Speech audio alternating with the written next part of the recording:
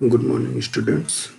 Today's topic is using Python libraries. This is the first part of this chapter, and after the function chapter, here we use the function user-defined function to create the Python module. So let us start.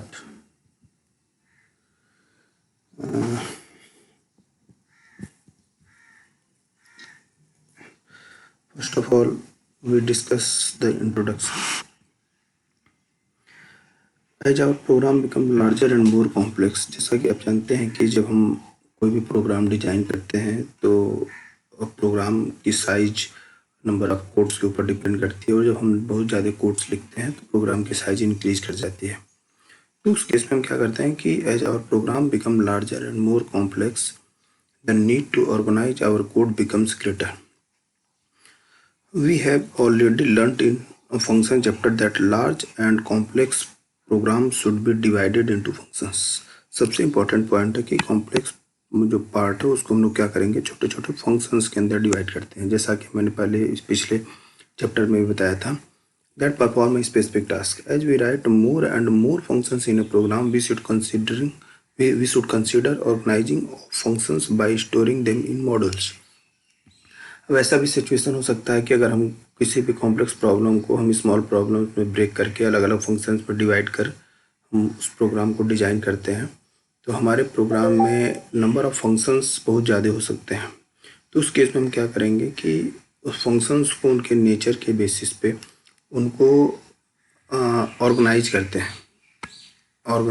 हैं और जो ये organisation होता है एक file के अंदर different functions का, तो उसको हम बोलते हैं module.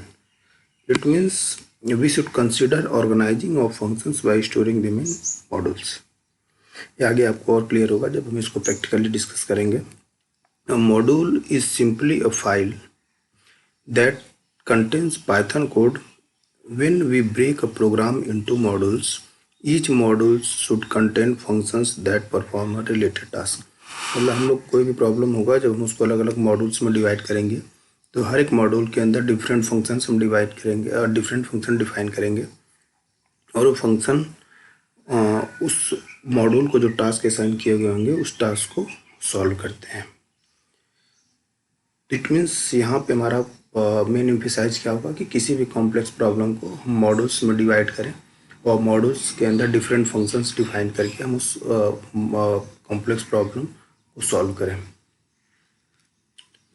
Commonly used modules that contain source code for generic needs are called libraries. तो यहाँ पे एक नई टर्म आया libraries. Libraries is nothing but it is just like a collection of modules. Means अगर हम एक फोल्डर बना लें और उस फोल्डर के अंदर बहुत सारे मॉड्यूल्स का एक कलेक्शन करें, तो उस फोल्डर को हम लोग क्या बोलते हैं, लाइब्रेरीज। आगे हम इस वर्ड्स को डिस्कस करते हैं। When we speak about working with libraries in Python, we are in fact working with modules that are created inside library or package. Thus, a Python program comprises three main components. हमारे कोई भी Python programme में तीन main components होंगे जब हम problem को solve करेंगे। पहला है लाइब्रेरी, दूसरा है मॉड्यूल और तीसरा है फंक्शन। फंक्शन हम ऑलरेडी पिछले चैप्टर में पढ़ चुके हैं। अब यहाँ से हम बताएंगे कि हम मॉड्यूल कैसे क्रिएट करते हैं यूजिंग फंक्शन। नेक्स्ट चैप्टर है relationship between modules, package, libraries in Python. A module is a file containing Python definitions, जिसको हम लोग डॉक स्ट्रिंग भी बोलते हैं, functions, variables, classes and statement. अब यहाँ पे आपको माइंड में कॉन्सेप्ट नहीं बनाना है कि जो मॉड्यूल हम डिफाइन करते हैं, मॉड्यूल के अंदर सिंपली केवल फंक्शंस होते हैं। मॉड्यूल के अंदर हम लोग doc string, basically it helps to the user that what the function does. उसके अंदर हम फंक्शन भी क्रिएट कर सकते हैं, उसके अंदर वेरिएबल भी क्रिएट कर सकते हैं, उसके अंदर क्लासेज भी बना सकते हैं, और भी अदर चीज़ें हम उसके अंदर डिफाइन कर सकते हैं। तो module is basically a collection of all these things. Python package is simply a directory of a Python module. Means जो हम पाइथन पैकेज हम जो बोल रहे हैं, package basically it is a directory, means आपका मॉड्यूल जो है वो किस फोल्डर के अंदर स्टोर है, तो उस फोल्डर की जो डायरेक्टरी होती है उसको हम लोग क्या बोलते हैं, package. Library is a collection of various packages.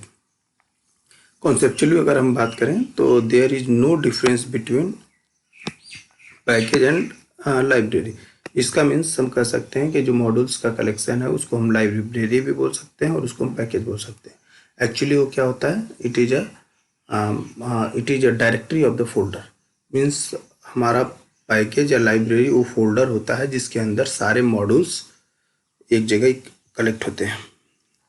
अब Python in Python, a library is used to loosely describe a collection of core or main modules.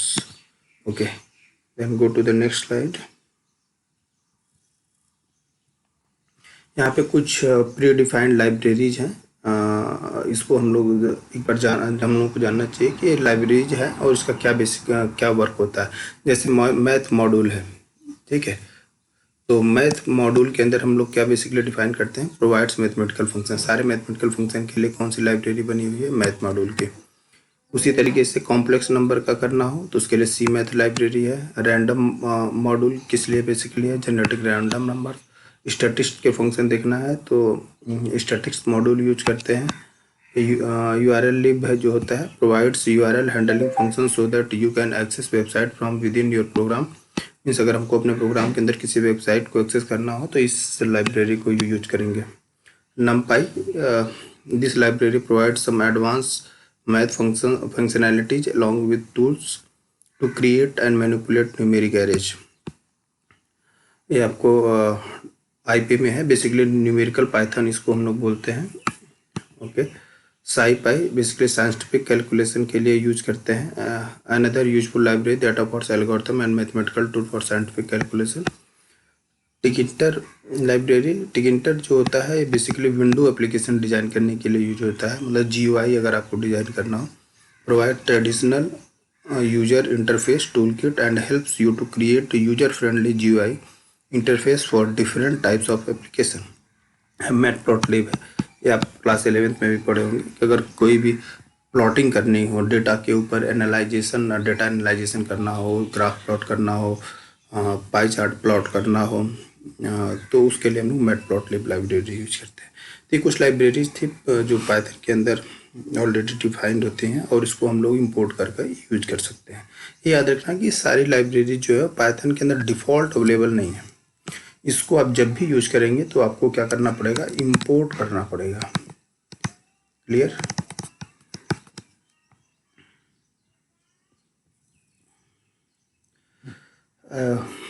The next is what is module. जैसा कि आप पीछे भी discuss कर चुके हैं, act of partitioning a program into individual component. Individual component is called modularity. A module is separate unit in itself.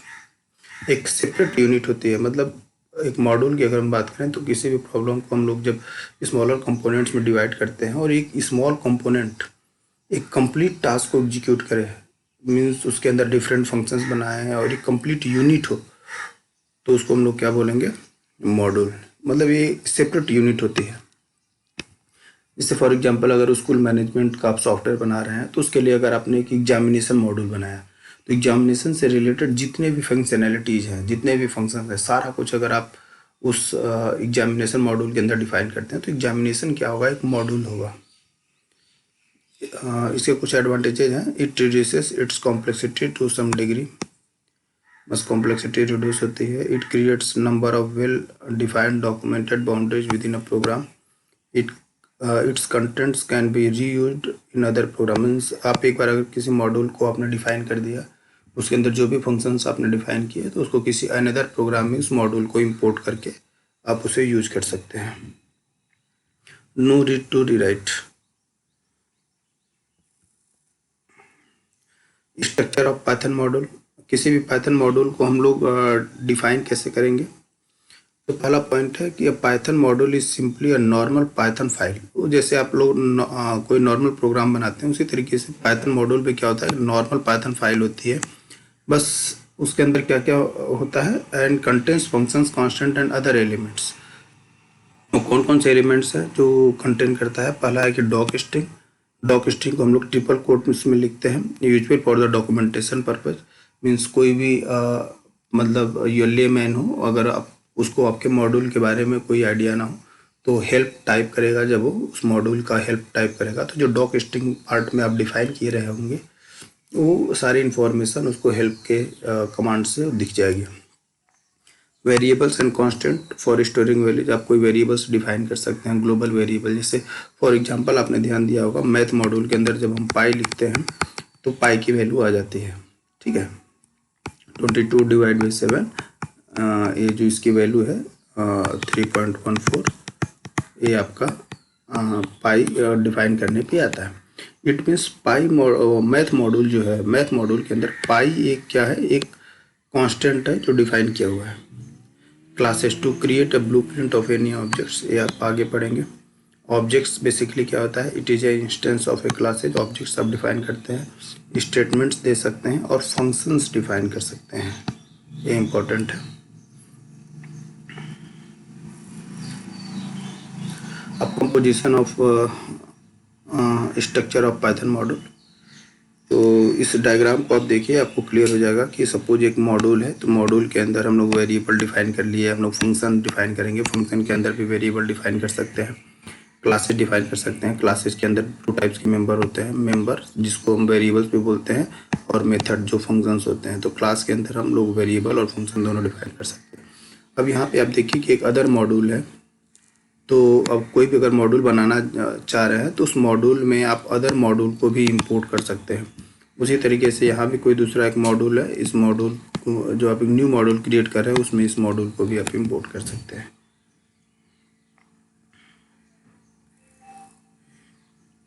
अब किसी भी मॉड्यूल को हम लोग इंपोर्ट कैसे करते हैं, तो there are basically three methods by using which we can import the module. पहला तरीका क्या है मॉड्यूल इंपोर्ट करने का, टू इंपोर्ट इंटायर मॉड्यूल। जैसे हम लोग इन जनरल करते आ रहे हैं कि इंपोर्ट मैथ, तो जब आप इंपोर्ट मैथ लिखते हैं तो मैथ मॉड्यूल के अंदर जितना भी कुछ डिफाइन किया हुआ है सारा चीज़ आपको अवेलेबल हो जाता है। मतलब उसके अंदर जितने भी फंक्शंस डिफाइन होंगे, जितने भी वेरिएबल्स डिफाइन होंगे, सारी चीज़ें आपको अवेलेबल होंगी जब आप इंपोर्ट मैथ लिखेंगे। अब अगर आप कोई एक स्पेसिफिक फंक्शन या स्पेसिफिक ऑब्जेक्ट को आप अगर आप अपने प्रोग्राम में यूज करना चाह रहे हैं तो उसके लिए हम लोग क्या लिखते हैं, फ्रॉम मॉड्यूल का नेम, इंपोर्ट और फंक्शन का नेम। क्लियर? फॉर एग्जांपल जैसे यहाँ पे मैंने लिखा from math import sqrt. It means यहाँ पे हम मैथ जो मॉड्यूल है, इस मैथ मॉड्यूल के केवल स्क्वायरटी फंक्शन को इंपोर्ट कर रहे हैं प्रोग्राम के अंदर। मीन्स अगर आप स्क्वायरटी के अदर देन कोई भी फंक्शन यूज करते हैं इस इंपोर्ट स्टेटमेंट से तो वो एरर शो करेगा, क्योंकि वो फंक्शन उस प्रोग्राम को अवेलेबल नहीं होगा। तो अगर किसी भी मॉड्यूल का कोई एक स्पेसिफिक फंक्शन अगर आपको इंपोर्ट करना हो तो हम फ्रॉम स्टेटमेंट का यूज करके हम उसको इंपोर्ट कर सकते हैं। नाउ थर्ड है import star, can be use to import all names from module into current calling module. मतलब सारे नेम्स को अगर आपको किसी मॉड्यूल के अंदर इंपोर्ट करना हो तो यहाँ पे आप इंपोर्ट स्टार यूज कर सकते हैं।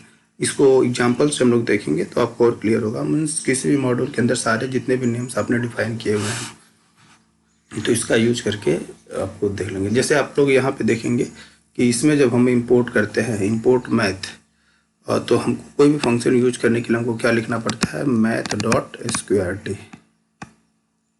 क्लियर? जो भी है, लेकिन यहाँ पे जब हम इंपोर्ट करेंगे तो हमको मैथ डॉट नहीं लिखना पड़ेगा, हम लोग डायरेक्टली स्क्वायरटी लिख के फंक्शन को कॉल कर सकते हैं।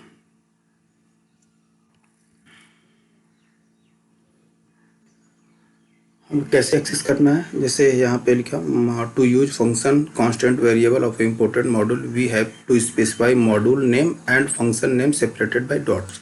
मीन्स जब भी हम यूज करेंगे किसी भी मॉड्यूल को तो उसको उस मॉड्यूल के फंक्शन को एक्सेस कैसे करेंगे, मॉड्यूल का नेम डॉट फंक्शन का नेम। ये आप ऑलरेडी 11th में कर चुके हैं। यहाँ पे एक एग्जांपल आप देखें, जैसे इंपोर्ट मैथ मैंने लिखा, क्लियर। तो यहाँ पे मैंने मैथ मॉड्यूल के सारे फंक्शंस को इंपोर्ट कर लिया, क्लियर। मैथ मॉड्यूल के अपने सारे फंक्शन को इंपोर्ट कर लिया। अब आपको अगर स्क्वायरटी यूज करना है तो मैथ डॉट स्क्वायरटी 25 लिखिए, 25 का स्क्वायरटी फाइंड आउट होगा। आपको 100 का लॉग बेस 10 निकालना हो तो मैथ डॉट लॉग बेस 10, 100 लिखेंगे तो 10 का वो लॉगरिथम आ जाएगा। अब यहाँ पे आपको ध्यान रखना है कि आपने मॉड्यूल को तो इंपोर्ट किया, लेकिन मॉड्यूल का एलियास आपने क्रिएट नहीं किया। अगर हम इसको एलियास बनाना चाहें तो हमको सिंपली क्या करना होता है, एज एम अगर आपने लिख दिया तो एम। अब यहाँ पे मैथ डॉट स्क्वायरटी की जगह हम लोग एम डॉट स्क्वायरटी भी लिख सकते हैं, क्लियर। तो ये तो सिंपल पॉइंट है, ये आप लोग सभी लोगों को मालूम होगा। तो इस तरीके से किसी भी फंक्शन को एक्सेस करने के लिए मॉड्यूल का नेम डॉट फंक्शन का नेम डॉट लगाकर हम उसको एक्सेस कर सकते हैं। अब इस वाले पार्ट में आप देखिए, जो कि हमने पिछले वाले में डिस्कस किया था, by this method only particular method will be added to your current program, we need not to qualify name of method with name of module. और एग्जांपल, जैसे पिछले वाले में मैंने देखा कि जब आपने सारे मॉड्यूल के सारे फंक्शंस को इंपोर्ट कर लिया तो उस केस में आप मॉड्यूल का नेम डॉट फंक्शन का नेम आप लिख रहे थे। लेकिन जब हम किसी स्पेसिफिक फंक्शन को इंपोर्ट करते हैं मॉड्यूल से तो उसके लिए हमको मॉड्यूल का नेम लिखने की जरूरत नहीं पड़ती। जैसे आपने लिखा प्रिंट स्क्वायरटी 25, तो यहाँ पे स्क्वायरटी डायरेक्टली अवेलेबल है क्योंकि आपने इसी ने फंक्शन को इंपोर्ट किया है। तो इसके लिए हम लोग क्या लिखेंगे, फ्रॉम मॉड्यूल का नेम इंपोर्ट और इसमें, ओके।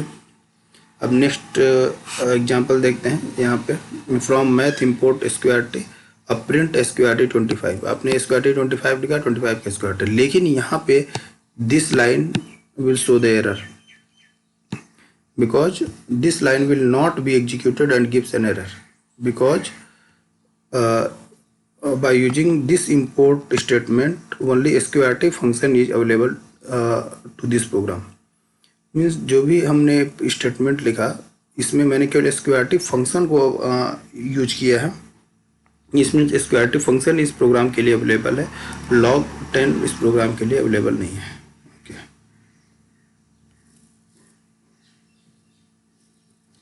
अब जो थर्ड टाइप था, थर्ड टाइप में आप यहाँ पे देख सकते हैं कि it is similar to importing the entire package as a import package.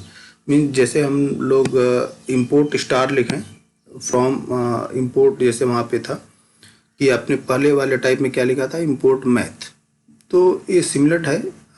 अगर हम इंपोर्ट स्टार लिखते हैं तो मीन्स ये फर्स्ट टाइप से सिमिलर होगा, बट डिफरेंस क्या होगा कि जैसे आपने यहाँ पे लिखा था पहला टाइप क्या था, आपको याद होगा, इंपोर्ट मैथ, क्लियर। और यहाँ पे अगर आप लिखते हैं फ्रॉम मैथ इंपोर्ट स्टार, ये थर्ड टाइप था आपका। तो दोनों में मैक्सिमम लेवल पे सिमिलर है, बस डिफरेंस में भी मैथ के सारे फंक्शंस अवेलेबल होंगे, यहाँ पे मैथ लाइब्रेरी के सारे फंक्शंस अवेलेबल होंगे। बट डिफरेंस क्या है, आप देख रहे होंगे कि जब फर्स्ट टाइप से आपने इंपोर्ट किया तो इसमें आप किसी भी फंक्शन को एक्सेस करने के लिए मॉड्यूल का नेम डॉट फंक्शन का नेम लिख रहे थे, मतलब मीन्स मैथ डॉट स्क्वायरटी या मैथ डॉट लॉग बेस 10। लेकिन अगर आप थर्ड इस टाइप को यूज करते हैं इंपोर्ट स्टार, तो इस केस में आपको मॉड्यूल का नेम लिखने की जरूरत नहीं है, हम डायरेक्टली क्या लिखेंगे, स्क्वायरटी 25 लॉग 10 100, क्लियर। अब आपको अगर मल्टीपल फंक्शन इंपोर्ट करने हैं किसी मॉड्यूल के अंदर तो आप इस तरीके से भी मल्टीपल फंक्शन कर सकते हैं, import sqrt comma log 10। I think सबको क्लियर होगा यार।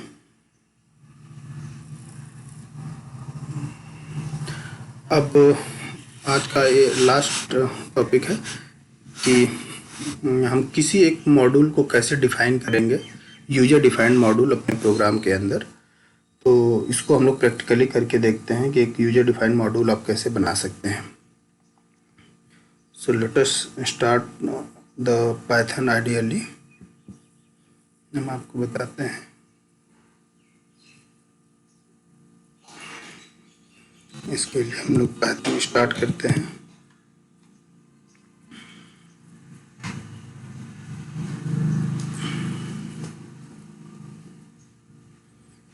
यहाँ के लिए हम लोग स्क्रिप्ट विंडो स्टार्ट कर लेंगे। अब सबसे इम्पोर्टेंट चीज़ है कि आप जिस नाम से मॉड्यूल को क्रिएट करना चाहते हैं आपको फाइल का नेम वही देना होगा। मीन्स इसको हम लोग अगर एरिया नाम का हम एक मॉड्यूल बनाना चाहते हैं तो फाइल को हम किस नाम से सेव करेंगे, area.py। ओके, तो यहाँ पे क्या है, एरिया नाम का ऑलरेडी है, इसको हम लोग डिलीट कर देते हैं। यहाँ पे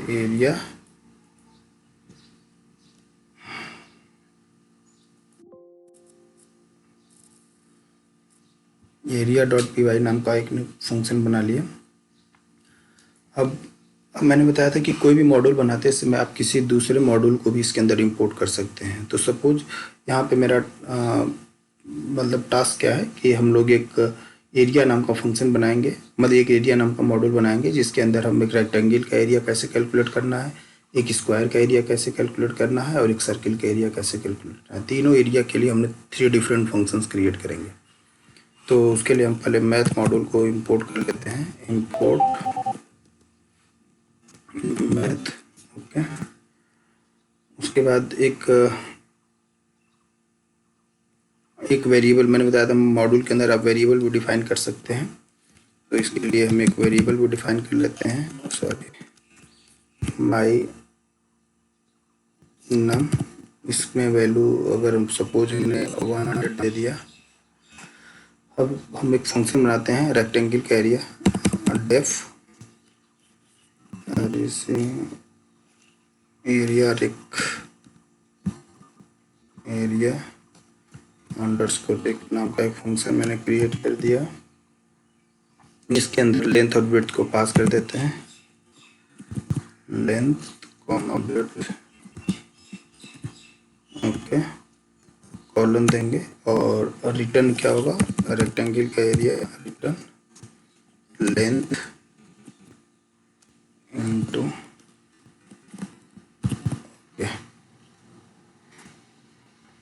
अब एक दूसरा ये हम लोग डिफाइन कर लेते हैं फंक्शन, ये स्क्वायर का एरिया निकालने के लिए। तो एरिया अंडरस्कोर स्क्वायर। अब स्क्वायर का एरिया निकालने के लिए मुझे केवल साइड की ज़रूरत पड़ेगी, तो इसके लिए हम साइड एज आर्गुमेंट पास कर लेते हैं और इसका एरिया क्या हो जाएगा, return side into side, side into side. Okay, now next हमको सर्किल का एरिया फाइंड आउट करना है, तो उसके लिए हम लिख देते हैं एरिया सर्कल।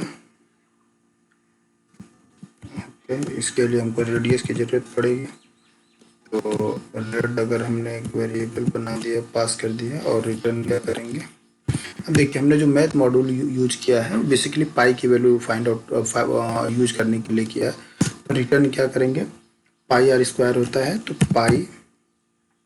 ओके, और पाई को डायरेक्टली नहीं लिख सकते तो हम क्या लिखेंगे, math dot pi into red into red. Okay, तो ये आपका एक मॉड्यूल हमने बनाया जिसका नाम है area.py। एरिया मॉड्यूल का नेम है और इसको हम सेव करके रन करा देते हैं। ओके, इसको हम लोग सेव कर देंगे यहाँ से और यहाँ से इसको रन करा देंगे। अब इस मॉड्यूल यूज करेंगे, सॉरी यहाँ पे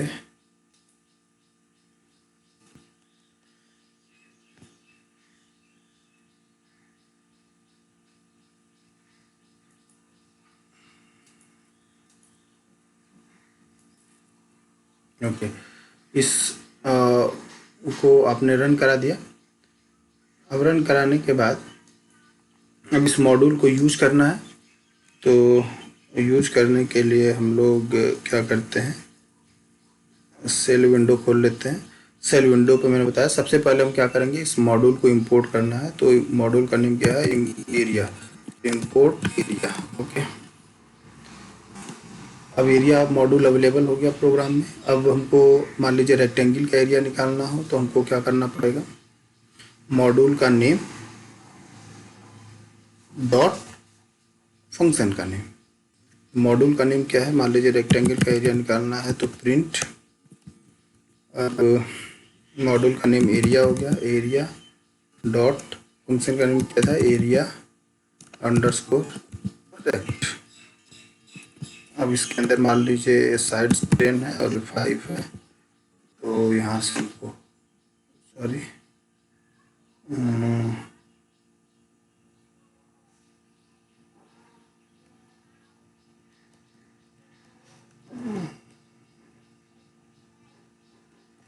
आई थिंक देयर इज एक minute.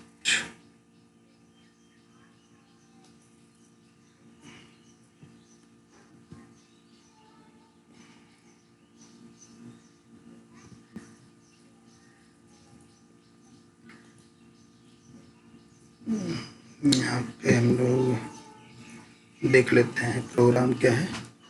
Area REC, okay, the name of the function is REC। तो हम फिर से लिखेंगे print area dot area underscore REC, sorry 10,2। okay, तो here you can see that the value of area of the rectangle is 20। अगर हमको इस circle find out करना है तो प्रिंट सेम तरीके से लिखेंगे area, this is the module name, function name area underscore CIRCL circle and bracket, मान लीजिए radius of the 7, then area will be इतना। और आपने देखा होगा मैंने एक वेरिएबल भी डिफाइन किया था, उसका नेम था माई नम। अगर उसको एक्सेस करना हो तो प्रिंट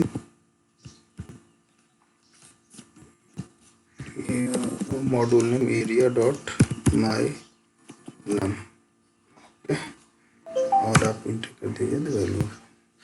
तो यहाँ पे आपने देख लिया कि हम लोग एक मतलब यूजर डिफाइंड मॉड्यूल कैसे क्रिएट कर सकते हैं, और उसको क्रिएट करने के बाद उसको हम कैसे दूसरे प्रोग्राम में एक्सेस कर सकते हैं।